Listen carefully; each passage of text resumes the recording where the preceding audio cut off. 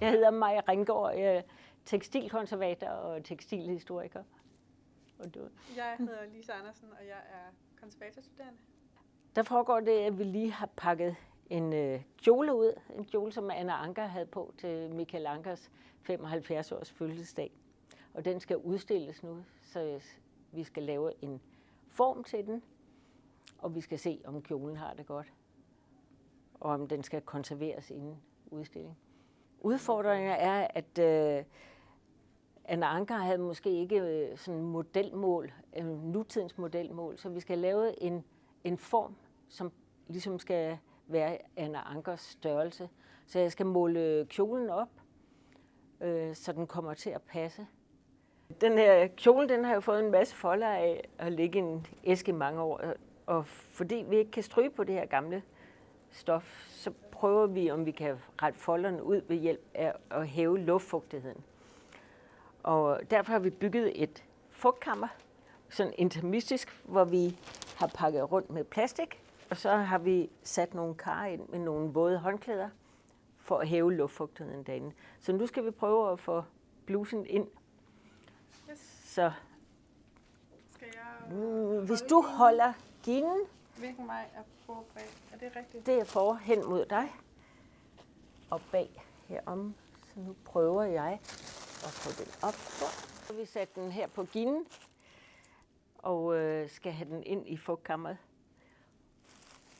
Og der skal vi altså bare hæve fugten. Så den må ikke blive våd, den skal bare kunne slappe af ved at der er en højere luftfugtighed. Så det skal være lidt ligesom en tåget dag, men ikke i støvregn. Ikke støvregn. Okay. Nej. Den her ultrasonic mister, som det hedder, den slår vandmolekylerne i stykker, så det ikke er dråber, men så der kommer sådan en vandtåge ud af den. Og den her vandtåge skal jeg nu have ind i fugtkammeret for at hæve luftfugtigheden. Vi målte luftfugtigheden før til 69% herinde, og her udenfor der er der 50%. Og gerne have den op på omkring 90%, mellem 80 og 90% herinde, før at folderen begynder at rette sig ud. Skal vi have den herinde og stå? Yes. Tag den fra her.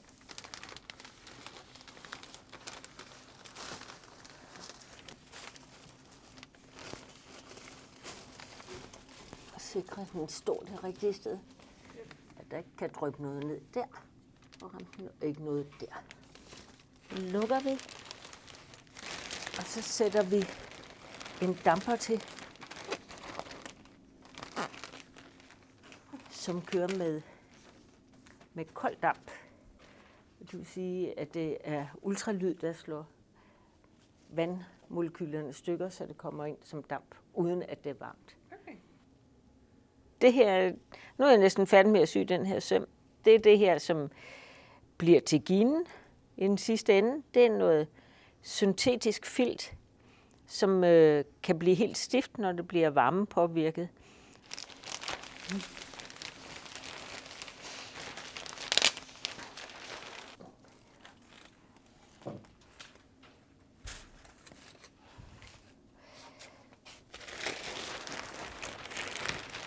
Lige lidt, så det op.